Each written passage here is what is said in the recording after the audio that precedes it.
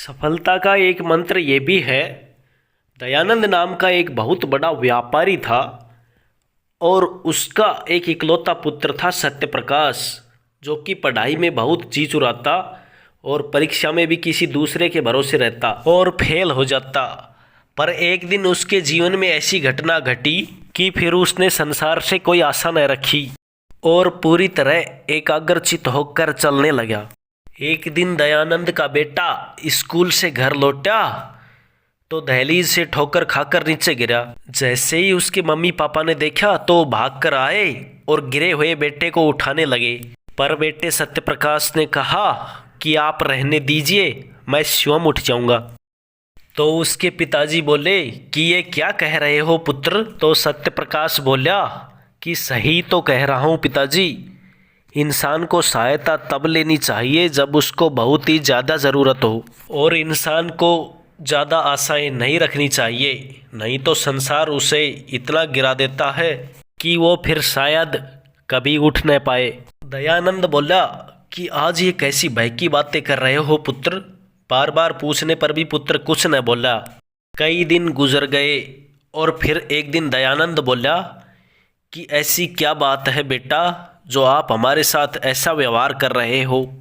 तो इस पर सत्यप्रकाश बोला कि सुनिए पिताजी, एक दिन जब मैं स्कूल से घर लौट रहा था तो एक वृद्ध सज्जन अपने सिर पर फलों की टोकरी लेकर फल बेच रहे थे। चलते चलते वो ठोकर खाकर गिर गए। तो जब मैं उनको उठाने के लिए आगे पहुंचा तो उन्होंने कहा कि बेटा रहने दो, मैं उठ जाऊंगा, पर मैं तुम्हें धन्यवाद देता हूं कि तुम मेरी सहायता के लिए आगे आए। फिर उन्होंने कहा कि पुत्र, आप एक विद्यार्थी हो और आपके सामने एक बहुत बड़ा लक्ष्य भी है। आज मैं आपको एक सफलता का मंत्र देता हूं कि बेटा संसार से कभी भी ज़्यादा आशाएं न रखना। फिर मैंने उनसे कहा कि बाबा आप ऐसा क्यों कह रहे हो, और संसार से क्यों न रखूं आशाएं, और किससे रखूं?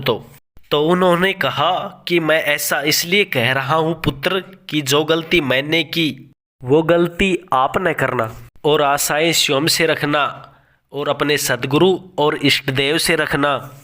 किसी और से ज़्यादा आशाएं रखोगे तो एक दिन आपको असफलताएं ज़्यादा और सफलताएं कम मिलेंगी। मेरा एक इकलौता पुत्र जब उसका जन्म हुआ तो कुछ समय बाद मेरी पत्नी एक एक्सीडेंट में चल बसी और वो भी गंभीर रूप से घायल हो गया। उसके इलाज में मैंने अपना सारा पैसा लगा दिया। वो पूर्ण रूप से स्वस्थ हो गया और फिर स्कूल जाने लगा। और अब मैं उससे ये आशाएं रखने लगा कि ये धीरे धीरे एक अच्छा इंसान बनेगा, और धीरे धीरे मेरी आशाएं बढ़ने लगी। फिर वो एक दिन बहुत बड़ा आदमी बन गया और उसने मेरी सारी आशाओं को एक पल में पूरा कर दिया। मैंने पूछा कि वो कैसे?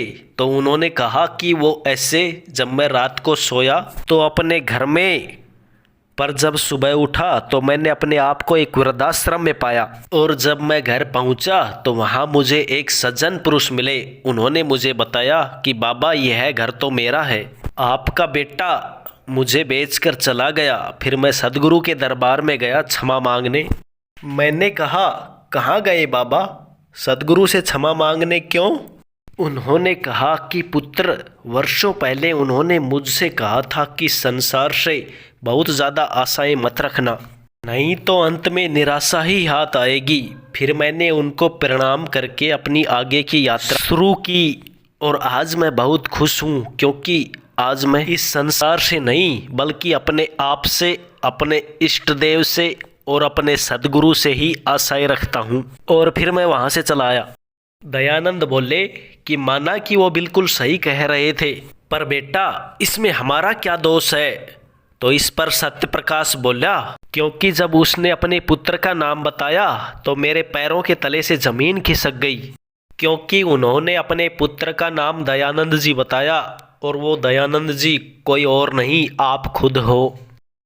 तो दोस्तों, हमेशा एक बात याद रखना, हमेशा ऐसी आशाएं रखना जो आपको आपके लक्ष्य तक पहुंचा दे। संसार से कभी कोई आशाएं न रखना। आशाएं अपने आप से, अपने सद्गुरु से और अपने इष्ट देव से ही रखना, क्योंकि जिन्होंने भी संसार से आशाएं रखी अंततः वो निराश हुआ, और जिन्होंने संसार से आशाएं नहीं रखी वो लक्ष्य तक पहुंचने में सफल रहा। तो दोस्तों कैसी लगी ये कहानी प्लीज़ कमेंट करके ज़रूर बताएं, और ऐसी ही रोज़ नई कहानी सुनने के लिए प्लीज़ चैनल को लाल बटन दबाकर सब्सक्राइब कर लें। थैंक यू दोस्तों।